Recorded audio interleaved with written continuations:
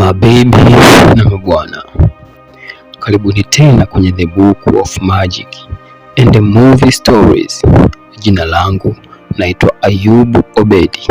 Tafadhali, kama ndo mara yako ya kwanza kukutana na chaneli hii, bonyeza alama ya kengele, subscribe ili uwe mtu wa kwanza kupata notification pale ambapo napokuwa nimeweka simulizi mpya.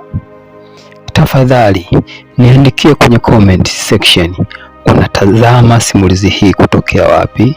Niandikie kwenye comment section unasikiliza simulizi hii kutokea wapi. Jina langu ni Ayubu Obedi na hii ni The Book of Magic and Movie Stories. Na sasa tuendelee na simulizi yetu ya Lango, hadithi ya maisha ya Lango. Sasa tuendelee na mwendelezo, na pale tulipoishia ndipo tunapoanzia.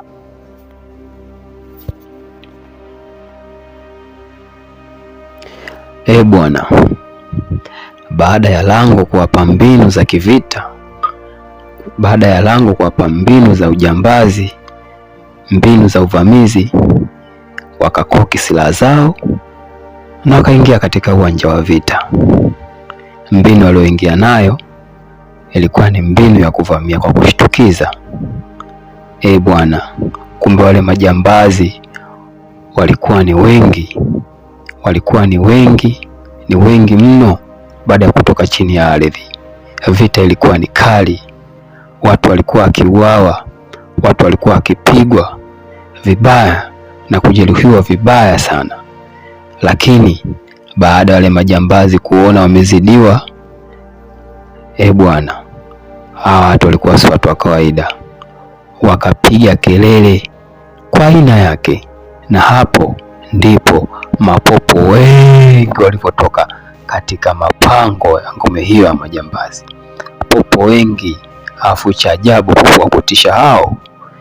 Juu ya popo hao walikuwa wanaendeshwa na viumbe vya ajabu vya kutisha. Vita ilikuwa ni kali, vita ilikuwa inatisha. Bunduki zilipigwa, mijeledi ilipigwa, kombati zilipigwa, ngumi zilipigwa, watu walikufa. Jeshi la Lango lilikuwa ni jeshi hodari katika dunia. Vita ilikuwa ni kali. Bwana, yote hii ni kwa sababu ya maji. Lango alikuwa anapambania ndoto yake ya kurudisha maji katika kijiji cha Dati.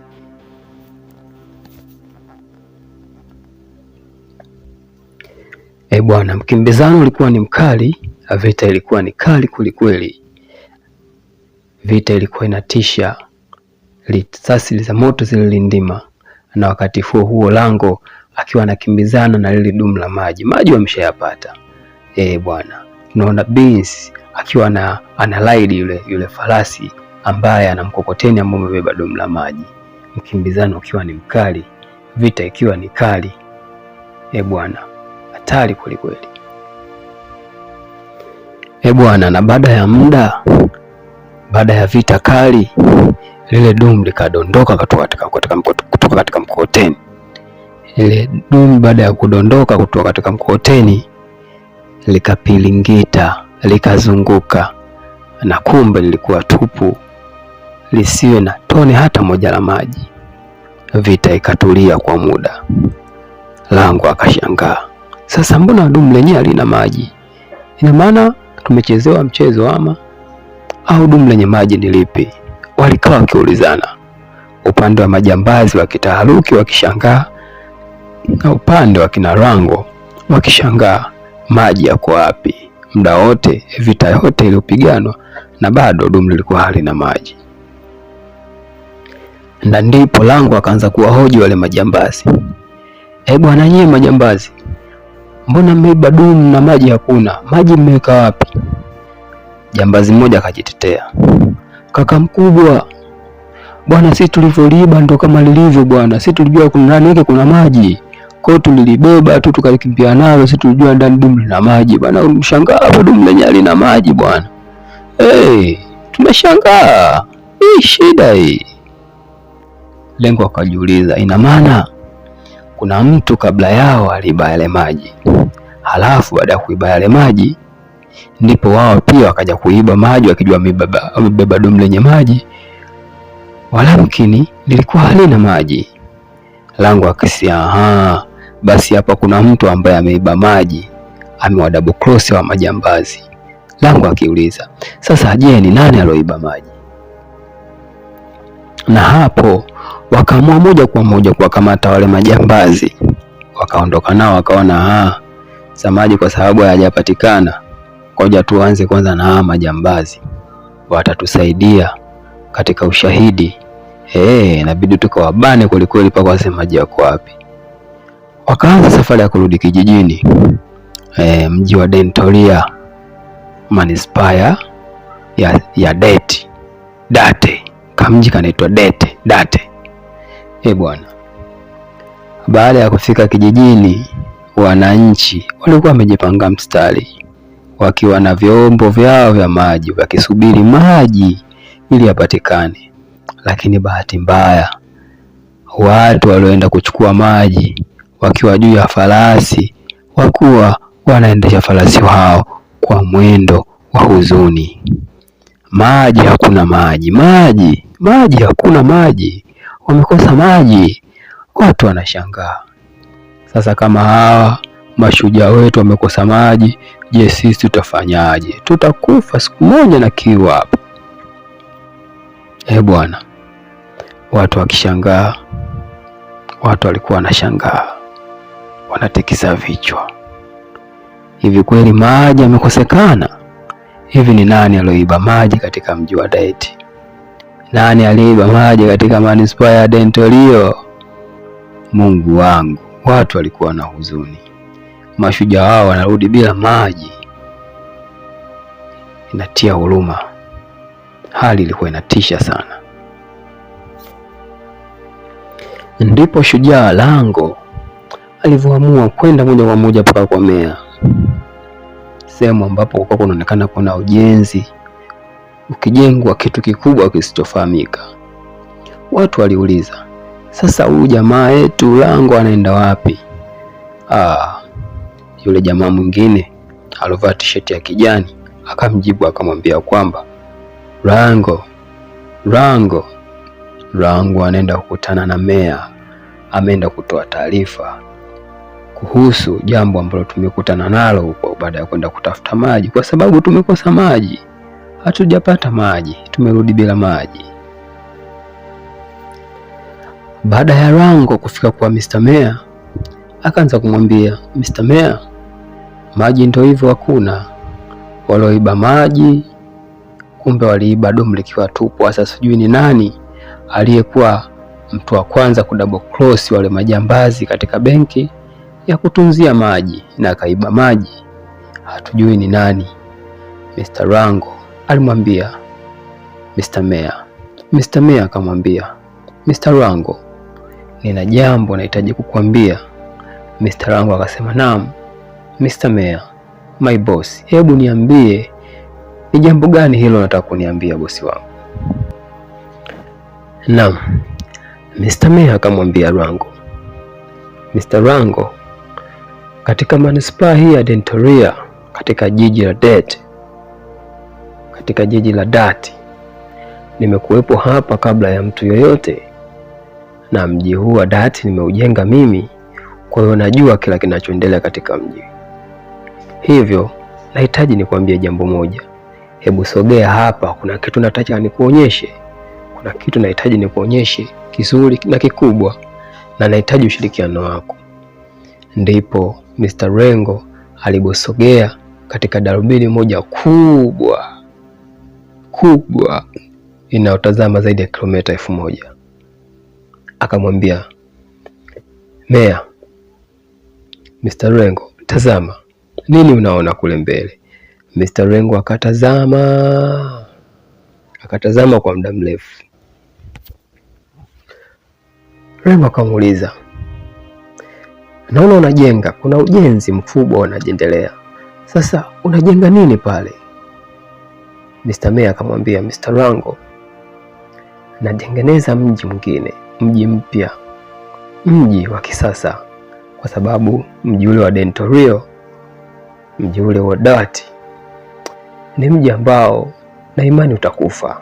Kwa natengeneza mji mwingine ambao utanifaa mimi kuishi na watu wangu. Navyokuambia hivi Mr. Rango, mji wangu unavyoona unajengwa, na pia natumia gharama na mabilioni ya pesa kujenga mji wangu. Naona siwezi kuendelea kuishi katika mji wa Dati kwa sababu kila siku kuna watu wabaya wanavamia mji ule. Kuna watu wabaya wanavamia mji ule, na ukiyatazama mpaka sasa hakuna maji hakuna. Ule mji siku sio nyingi utakufa, na mimi ndio maana nimeamua kujenga mji wangu huu.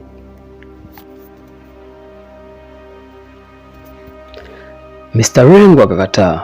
Mr. Rengo akasema hapana, huwezi kujenga mji na maji katika mji ule umeakata, watu wanapata shida kwa sababu ya kujenga mji wako huu mpya. Mimi siwezi kushirikiana na wewe. Ndipo Rengo alipoamua kuondoka muda huo bila kumwaga yule Mr. Mayor, akaondoka zake. Huwezi kuamini, Mr. Mayor akaanza kuzungumza na watu wake, akawaambia, mnamwona bwana mdogo, mimi ndo nimempa cheo cha kuwa askari, lakini sasa anakoelekea anataka kuni double cross, hanisikilizi tena. Sasa naomba mkanitafutie yule Mr. Gunslinger, yaani nyoka. Ndugu mtazamaji, ndugu msikilizaji wa The Book of Magic and Movie Stories, unakumbuka kuna yule ndege ambaye Rango amemuua? Yule ndege alikuwa ni hatari, lakini yule nyoka Mr. Gunslinger ndio hatari kuliko hata yule ndege.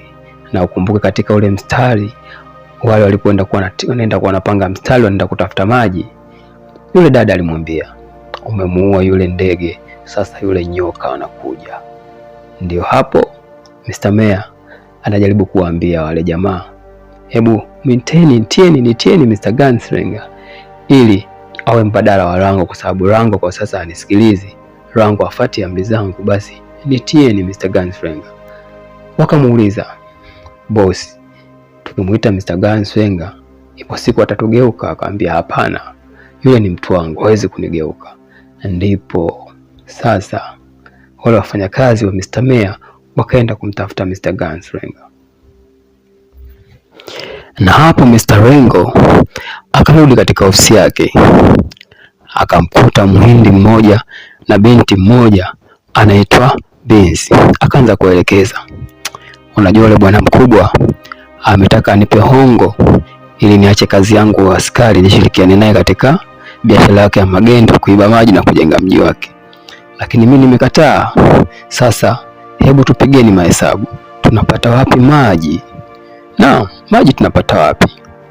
Na katikati ya mazungumzo akatokea binti mmoja mdogo, akawaambia, jamani, we got a problem, tuna shida, tuna tatizo, nje wananchi wameandamana.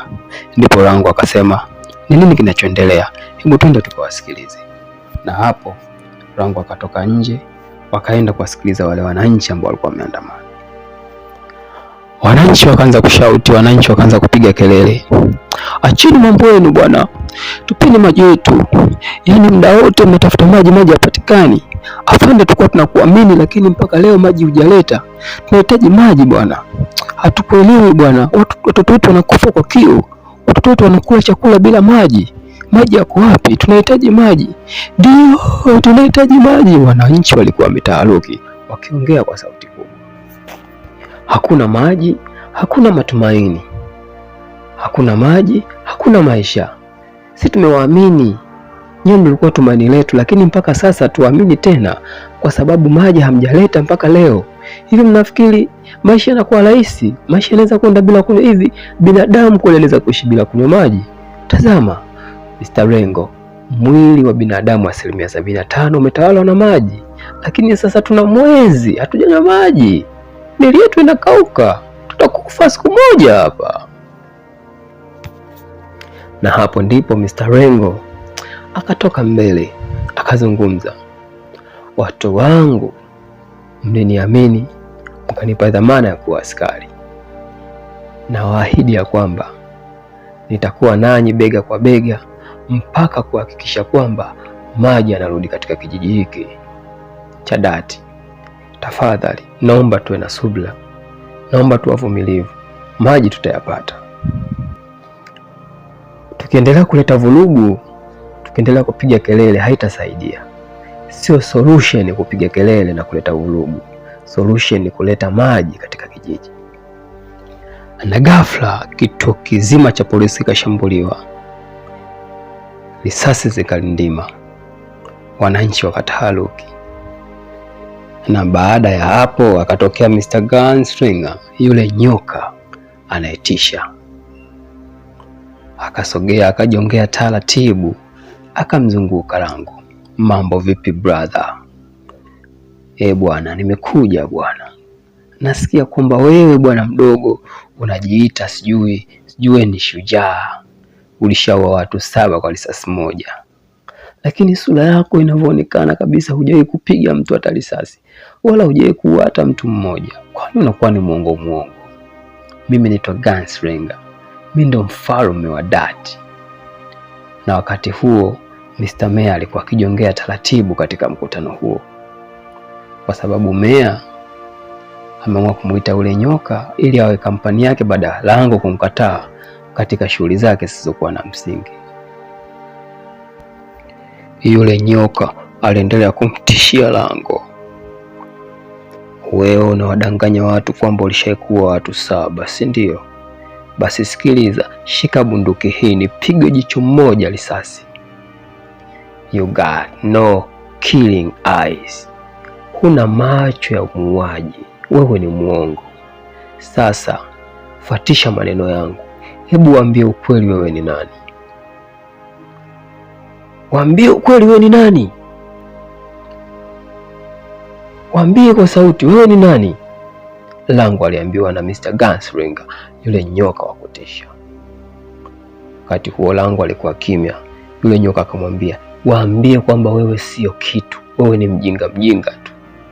Ndipo Lango akasema, ndio, mimi si kitu, mimi ni mjinga tu. Ongea kwa sauti.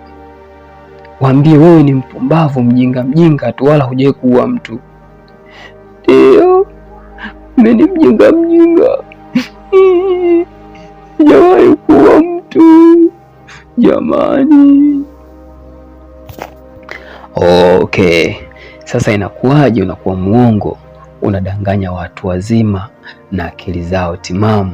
Unawaambia vitu vya uongo kwamba ushaikuwa watu 7. Ulishaikuwa hata yule ndege wanasema ulimuua wewe. Kwa nini unakuwa ni muongo? Kwa nini unadanganya umma? Kwa nini unawadanganya watu wazima, wamama wazima kwamba wewe ni muuaji, ulishaikuwa watu 7, umemuua yule ndege, sijui umeua watu 3 kwa risasi moja? Kwa nini wakati huna hata macho ya mauaji? Sema, kwa nini unakuwa ni muongo? Nyoka aliendelea kumsulubisha Lango kwa maneno makali. Kila kitu ulichosema hapa ni upumbavu na upuzi mkubwa. Hebu ambie, sema wewe ni mjinga. Ndio, mimi ni mjinga. Sema wewe ni mpuzi. Mimi ni mpuzi Mr. Gunslinger. Ndio, mimi ni mjinga tu. Sasa sikiliza. Wewe ni mjinga tu. Timka katika mji huu wa Dati.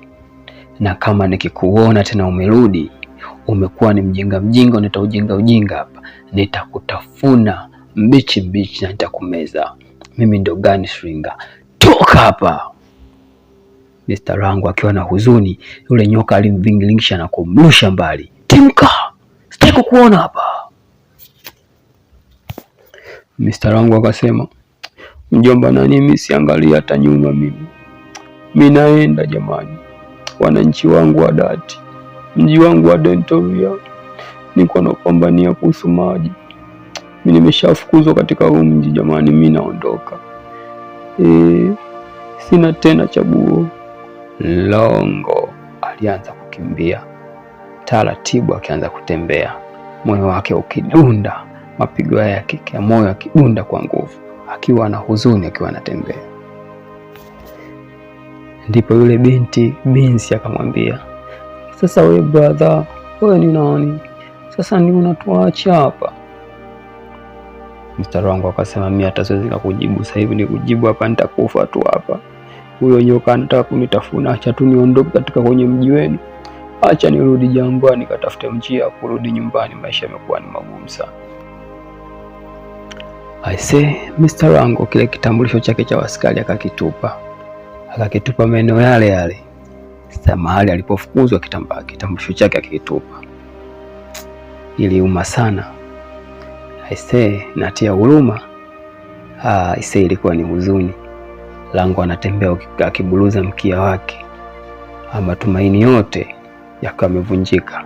Ndoto yake yote kameshavunjika kutafuta maji. Rango akitembea kurudi katika jangwa, njia ya kutisha, ikiwa ni jioni kama saa 12 hivi, akianza safari ya kurudi kule alikotoka.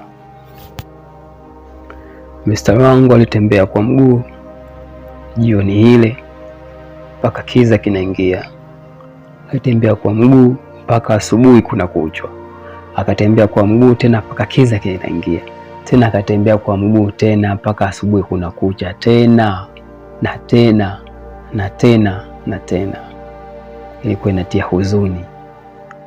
inatia huzuni sana. Inaumiza sana.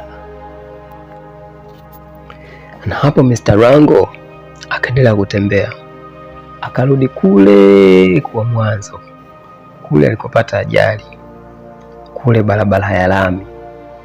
Alipofika akakaa chini, akazungumza mwenyewe, I am nobody. Mimi si lolote, mimi si chochote. Basi ngoja nivuke barabara, kama kugongwa acha nigongwe na gari nife. I am nobody. Tazama inavyotia huzuni Mr. Rango akiwa amekata tamaa kabisa ya maisha. Ndipo akaanza kuvuka barabara. Alikuwa anakusokoswa, magari yalimkosa. Bwana, I say ameshindwa kufa huyu jamaa. Anavuka barabara lakini hagongwi na gari, magari yanamkosa. Na alipofikia mwisho wa lami, baada ya kuvuka barabara akawa amechoka kabisa. Ndipo akahisi kudondoka chini na akawa amezimia. Na baada ya Rango kushtuka, akajikuta yuko mahali pengine kabisa. Na kando yake sasa kuna bonge la ndinga limepaki. Baada ya kusogea mbele, akakutana na jamaa mmoja anaitwa Spirit of the West. Akamuuliza, brother, wewe ndio Spirit of the West wewe? Yule brother akamwambia, ndiyo bwana mdogo, wewe sema shida yako. Unajua unapotaka kufanikiwa jambo kubwa ni lazima ujitoe kwa moyo wote na uendelee kusonga mbele, usirudi nyuma. Sema shida yako bwana mdogo na mimi nitakusaidia. Ndipo Mr. Rango akamwambia, my brother, huko ndiko nimefukuzwa, nimetimliwa, nimekimbizwa, sitakiwi tena katika ule mji. Spirit of the West akamwambia, mdogo wangu, bwana mdogo, wewe una moyo sana kusaidia watu. Hivyo nakushauri rudi huko ulikotoka, kapambane mpaka wasaidie watu wako. Mr. Rango akasema, but I can't go back again. Siwezi kurudi, nimetimliwa kule, siwezi nikarudi tena. Yule brother akamwambia, hakuna mtu ambaye anaweza akakimbia historia ya maisha yake. Alimpa moyo, neno ni moja tu, hakuna mtu ambaye anaweza akakimbia historia ya maisha yake.